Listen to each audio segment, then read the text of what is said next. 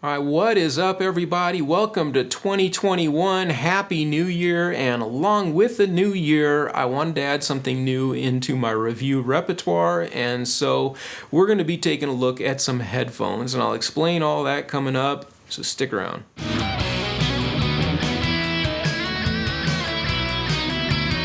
All right, everybody, so I wanted to add something new into my review repertoire, and I wanted to attack some new topics. So what I came up with is something that I struggled with this previous year, and that is trying to find some good, affordable headphones. Now, there's a lot of people out there doing reviews on headphones, but many of them, it's kind of subjective, and you have to decide whether or not you trust their opinion on whether or not it's good sound. And so a lot of people that I listened to, their judgment of whether headphones were good was based on, whether or not the headphone had a good bass to it.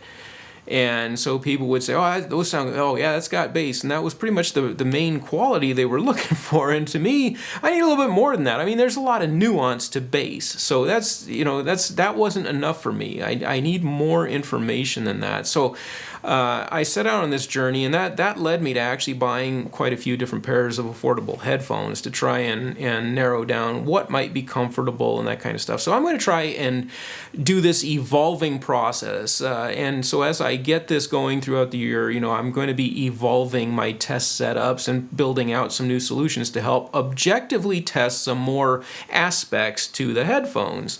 What I have thus far, so some of the aspects that I'm going to be reviewing are in fact subjective and my opinions based on my form factor, but some of them hopefully will be a little bit more objective. Now, as far as the sound quality of the headphones, what I'm going to do is this is my test setup, okay? This is Fred. This is my field recording engineering dummy. And he has going through his head a measurement microphone. And so what is a measurement microphone?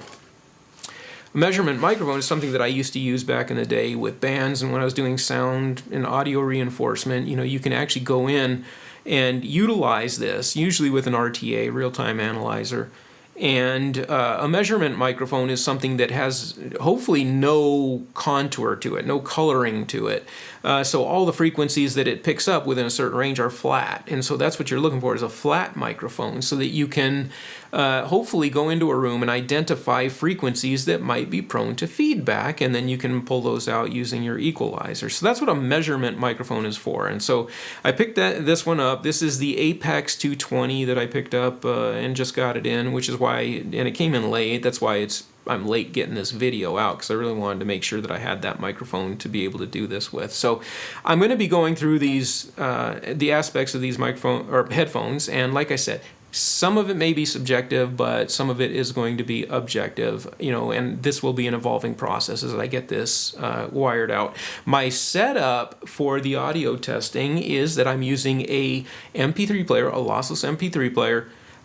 Nothing expensive, it's $30, but it's a good MP3 player, and it's using Bluetooth 5.0, and that's how I'm going to be connecting these headphones. Now, let's get into talking about the models that I have here. Now, a disclaimer up front, these models are not an equal matchup by any stretch, and I started thinking, you know what, instead of doing a video that's should I buy this pair or this pair, I thought I'd give you a more wide range of information in a single video, and match up cheap versus more pricey. And, maybe in looking at that, we can get more information packed into a video, and look at the differences that are available there. Okay, so let's get into that. And the first one that I want to look at are these. These are the iTeknic. I don't even think they have a model number. They only have one. So they're, it's probably not a headphone company. I think this is just something that they sell. They're probably something that's mass marketed, mass branded. A bunch of different companies are going to have these, but these are the iTeknic, and price-wise, they claim they're $60 regularly on Amazon. Usually you can find them about $30. Right now, they're going for about $27.99, I think, with a $10 coupon. Now, doing all the math and all the discounts, these things are coming out to about $18, and I think that is why I picked them up, because they had a ton of good reviews. And by the way, that's one of the things that I found out is that, when you get headphones, there's a lot of headphones that have a ton of great reviews on Amazon. And, a lot of times people are reviewing what they got at the price they got it at. And, that's influencing their review. It's not really based upon, oh, these sound good or any other quality, but just overall, they didn't spend a lot for something that they're happy with, and so they get a good review out of that. So I want to break through some of that so that you don't have to be swayed or, get deceived by some of the headphones out there that have all these great reviews. I also found that in a couple of cases, there were headphones that had a lot of great reviews, but if you dug into the reviews, they were actually reviewing other items. And so there was some glitch in the database that was attributing these reviews to something that weren't even headphones. And so it was throwing a lot of people off. So, that's one of the things that, really got me when I was looking at different headphones. But so anyway, what did I think of these? Just to get some overall specs out of the way is that, first of all, build quality is impressive. I was thinking these look very professional. These do not look cheap in any stretch of the imagination. I mean, they do also fold up for travel. That's a feature that you get. These are also auto noise canceling. So they're ANC headphones, again, for that price, which is crazy. I'm not going to review the ANC because the other pair that I have are not ANC. So I'm going to leave that part out. I'm just going to do the Bluetooth sound on these. But they do have an ANC function in here. I'm not going to review that, though. But anyway, they're a very impressive headphone. I like the form factor. I like the looks. The ear pads are very, very soft. You'll notice that I am not using any of the extension at all in here. And coming out of the box, putting them on my head, they fit perfectly. Okay, now what that means is that if your head is smaller than mine, these may not be a good option for you. If your head's bigger, I'm sure these are made for larger heads.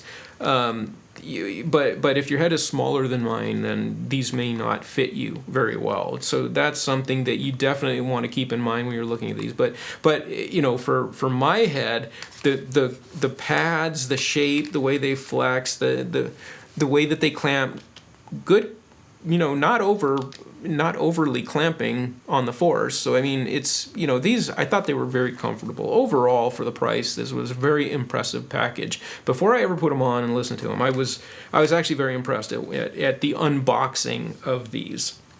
Now let's go into the other pair, and the other pair are these. The Status Audio BT1s. Now there's quite a few differences about these. One is that they are on-ear, not over-ear. Okay, so they're on-ear headphones, very lightweight and very stylish. So these, as opposed to the iTeknics, the Status Audio, you'll notice that I already have half of the adjustment range taken out of these, or taken up or being utilized. So that's half of the range on my head. The same one that on these I wasn't using any of the extension, but these I'm using half of it already to make it fit my head. Okay, so what that means is that these will fit people with much smaller heads than me, but they'll also fit people with, so I'm in the middle range of these headphones, whereas these are probably made for adults, and but these are a little bit more wide-ranging, for different size heads. But that's something that is very important when you're looking at these two different models of headphones.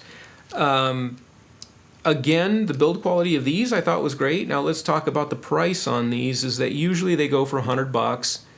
Over the Christmas season, they were having a lot of specials. They were going for about $69. Right now, they're actually going for about $63 for this brown color. They call it Umbro, I think, or Umber, something like that. That's what these are. And then the black pair is actually only $59. Now, at $59 to get these headphones for that, in my opinion, is a steal. And we'll find out why when we get into the sound samples. Now, obviously, there's no way that I can play these for you and you get a real-world experience of what they're going to sound like on your head.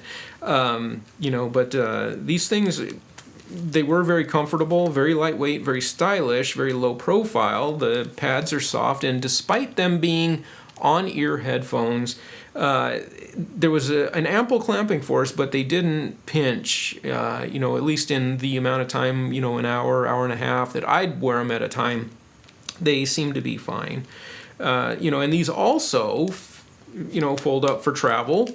But they also, if you're on the bus or, whatever, you're talking to somebody else, they do fold out for, a little bit easier, so, if you're using these at work, it's a lot easier for you to take them off and, just let them hang there. So that's the feature set on these. No noise canceling on these. So if you're looking for that, you're going to have to look elsewhere. But these are not noise canceling headphones. These are more intended just to give you good audio quality and focus on that. So with that in mind, let's actually get into the audio quality on both of these sets of headphones. Now, I apologize if you are unable to read these charts. It is going to be essential for you to be able to read the numbers and know what we're looking at here in order to see what I'm interpreting and the data sets that I'm giving you. This is going to be an evolving process, me building out these data sets, so that there's going to be something to future reference one pair of headphones against another and different things. There's going to be a lot of data that I'll be collecting on headphones. So, but with that in mind, in the meantime, after I post-process this video, I'll check it out after YouTube squashes it down and whatever, and see if these numbers are readable. If they're not, I may have to modify how I present this data to you in the future. But in the meantime, you will most likely need to go full screen on this video to get anything meaningful out of these spectrums that I'm going to show you here. Okay, so let's first look at the status audio spectrum. And what you're seeing here in this chart is, first of all, the thing that stands out is the bass. People always say, oh, well, let's deal with the bass. Let's deal with the bass nuance first of all. And the bass, you'll see that the peak of the bass here, the highest frequency, is at about 80 hertz. That's a nice frequency. Okay, when you're talking about bass, 80 hertz is actually a nice frequency. That's where a lot of your bass guitar and some lower end of your kick drum is at. So that's a nice frequency to have. But what's good about this, what's so different, is that if you look at how that curve rolls off, you actually maintain and reproduce a lot of the low, not just the low mids, but also the sub-low frequencies. So that's a very nice gradual roll-off curve that you have there. So what that's telling you is that these headphones actually reproduce a good lot of bass, a lot of usable bass. So that's something to really take into consideration if that's what you're looking for. If your sound preferences are a little bit more critical, and there's certain things. So if you're looking to listen to maybe contemporary country, some classical music, that might be very well suited for these headphones because of that nice curve, that well-rounded low representation there. Then you go down into the mid-range. It looks pretty standard and fairly equal to the other pair that we're going to be reviewing. But then you get down to the high end. And the high end that you're reproducing, look how nice and gradual the roll-off is on the high end there. You're not really missing a whole lot of frequencies. I mean, and that is the important thing when you're looking at headphones, because at least if the frequencies are there to begin with, if you run into something harsh, you can use your EQ to pull it out. And when you're using an EQ, you always want to cut the frequencies that are harsh in order to contour your sound. You never want to really boost frequencies into something. The reason being that if your headphones simply aren't producing it, when you boost frequencies and try and make them produce something they're not really made to handle anyway, what ends up happening is you hear them break up, and so you get that kind of crackle. There's that distortion in there, and some people may never notice that. They're just listening for the beat. They just want to hear the beat, and so they may never notice that. But if you are more critical in your sound, you will notice that. You notice that crackling, especially over Bluetooth, and the certain dynamics there.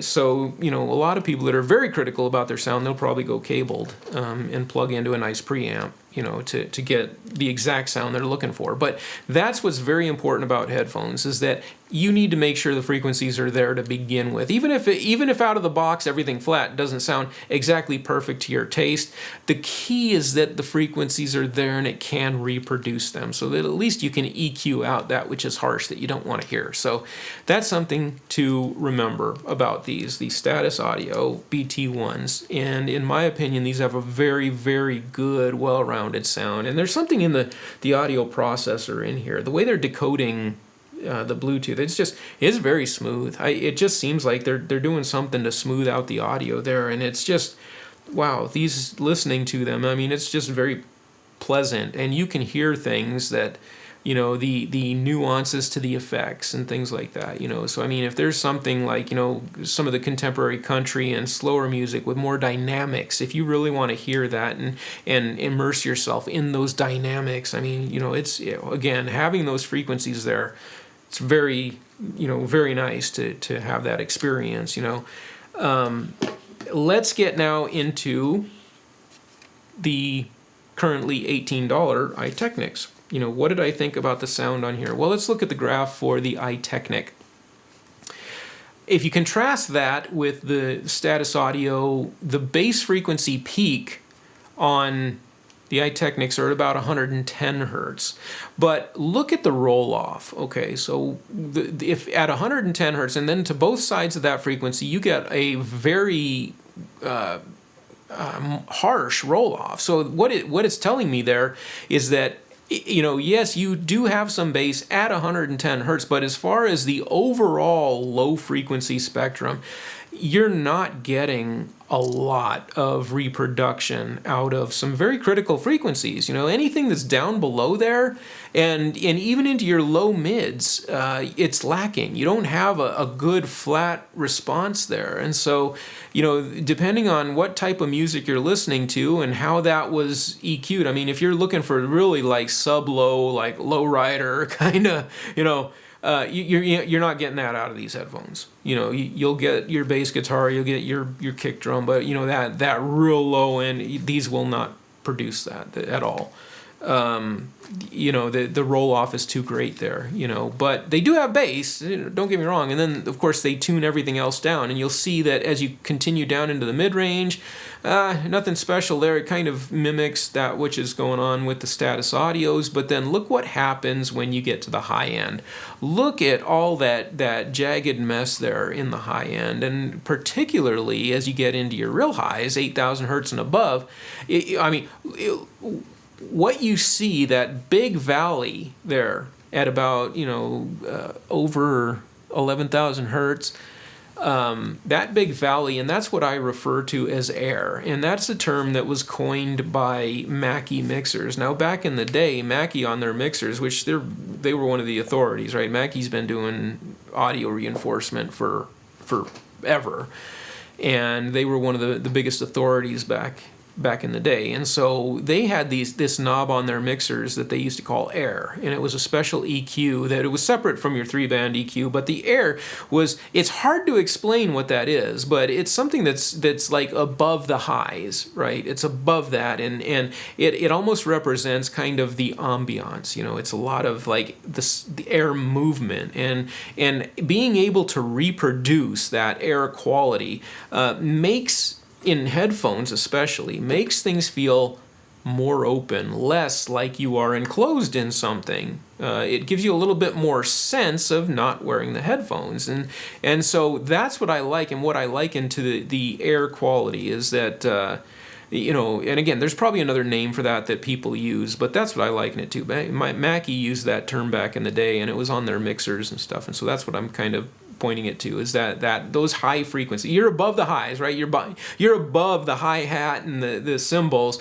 and kind of getting into more the ring and the ambience, the aftershock of the cymbals, right? So the timbral and things like that. So you're almost getting to that point, reaching where, okay, that's as high as it's going, and then your ears are, especially if you're older, your ears are going to start tapering off. I mean, a lot of older people at a certain age, especially if you've been in certain industries and exposed your hearing hearing to a lot, you're not even going to hear above 16 hertz, 16,000 hertz. So that's something to remember. Okay, and so that's the big difference that I see here. You're not getting very good. You do have bass, but I mean, you don't have really good bass reproduction across that whole spectrum that you'd like to hear.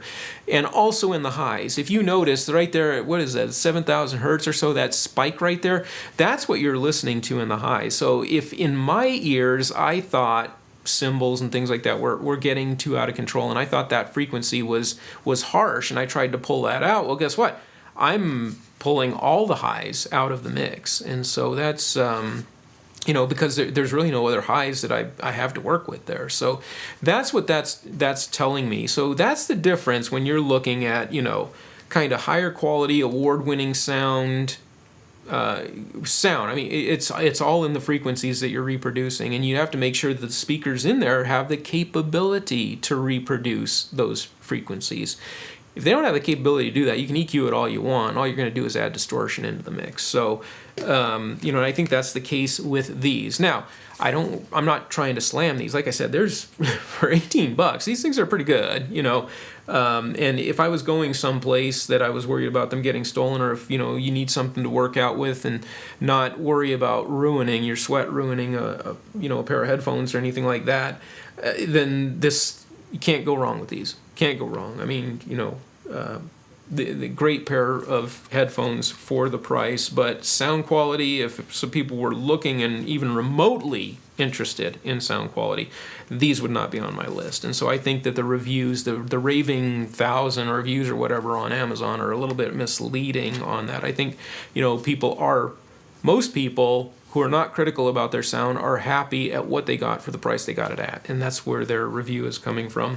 But if you are at all critical about your sound, these are not it, but like I said, I mean, I would not shy away from taking those somewhere and having something decent to listen to, on trips or places where I was worried about things getting stolen or ruined, due to a rafting trip maybe, or, water getting exposed to them or something.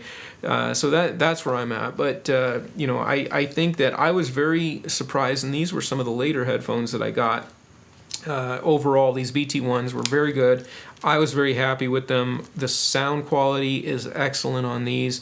Again, that may be subjective, and the comfort levels can be subjective. But again, these hopefully these charts make sense. I tried to make sure that all the parameters were the same between them.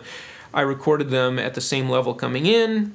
I normalized them to the same levels, then I analyzed the spectrum. And I'm using the same microphone that is not coloring the sound in reproducing these. So that's what we're looking at.